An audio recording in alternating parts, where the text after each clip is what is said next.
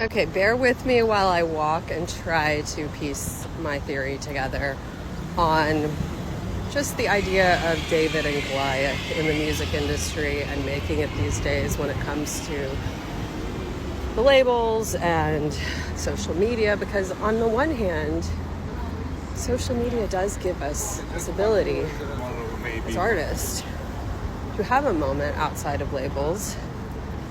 But I've had this theory for a while that first was actually founded whenever I found out about the Justin Baldoni Blake Lively lawsuit, and the idea that certain posts are being cooked and certain posts are being meaning certain things are being heated up for you to see and certain things are being turned down. And so when I first came across the idea that TikTok's already doing that, it made me think about, well, if they're doing that for that, doesn't it make sense that they would do that in other areas? And as someone who's had, every viral video I've ever posted on here had nothing to do with my music. And I've said before, it's almost as if I put something on with my music, I get the lowest possible views I could get. Now, some of you might say that's because you fucking suck, and I don't know. I don't think I do, but whatever, it's subjective. I don't think it's that, though. And I was listening to Liz, the music manager, talking about something the other day where she basically was on a call with a sync publisher who's trying to get her artist to sell his music catalog. And when she was on the call with the publisher and she saw it, he shared his screen, and when she saw on the screen it said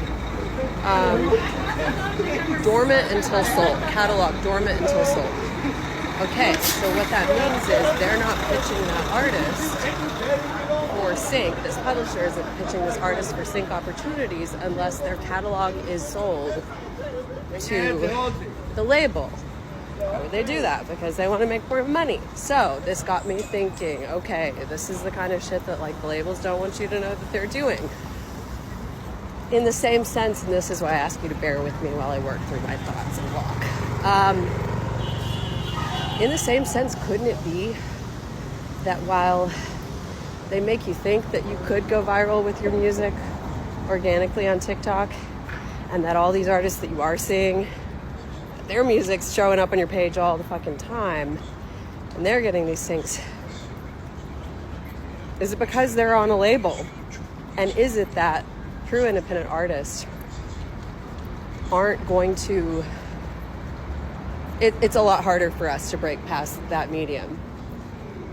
This is just things that I think about. This is just a theory. I could be totally wrong. I probably am totally wrong. And for those of you who made it 3 minutes into this to listen to me, let me know your thoughts. Have you experienced this as an artist? That you can have the rest of your post doing well, and then you put one thing with your music on it, and it's 20 views, It feels like David and Goliath sometimes, and hearing the things like that where the labels are basically not pitching the music of catalogs that they don't fully own, where the artist hasn't fully sold their things, just makes me think there's a lot of shady shit happening in this industry. And also, if you made it this far, listen to my music. Thanks. Sorry, and actually one more thought to add to this. The reason why I say all of this is because here's the reality. Labels these days, they don't want to sign anybody unless you're already established, meaning you have 1 million followers. But when I'm crunching the numbers on my music, if I get to 1 million followers, I have no fucking need for a label. I don't. I would be making the money that I would be able to make off of 1 million followers. Means that they're not necessary. So they're not signing talent that doesn't have that following.